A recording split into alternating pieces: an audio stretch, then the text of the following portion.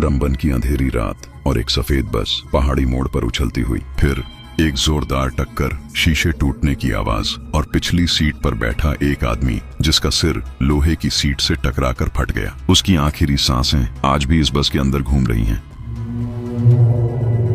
कुछ हफ्तों बाद रंबन का एक आदमी मंजूर यही सफेद बस खरीद लेता है। सब लोग उसे रोकते हैं, लेकिन मंजूर कहता है, मैं इस बस को ठीक करके रंबन से उखराल चलाऊंगा। पर उसे क्या पता, बस ठीक हो सकती है पर इसका साया नहीं।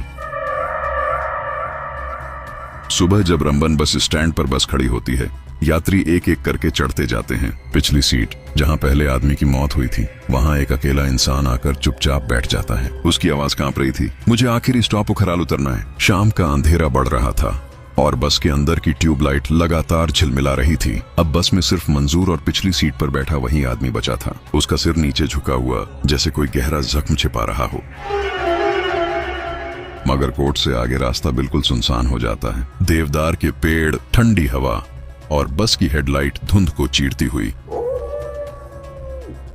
रात गहरी हो चुकी थी जब मंजूर बस को उखराल स्टैंड पर रोकता है। वह पीछे मुड़कर कहता है, भाई आपका स्टॉप आ गया। लेकिन पिछली सीट वैसी ही खामोश।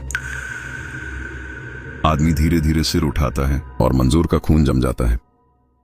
उसका चेहरा सूझा हुआ, आंखें सफेद जैसे खोपड़ी टूट चुकी हो। वह मुस्कुराता है, मेरा आखिरी स्टॉप तो यही बस है, मैं तो सालों से यही हूं।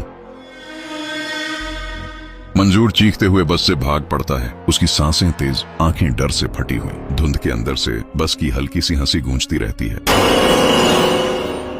उखराल की धुंध में सफेद बस JK-19 चुपचाप खड़ी रहती है, जैसे किसी और का इंतजार कर रही हो, किसी नई जान का। कहानी पसंद आई हो तो लाइक और फॉलो करते जाना। क्या पता अगली कहानी आपकी ही हो।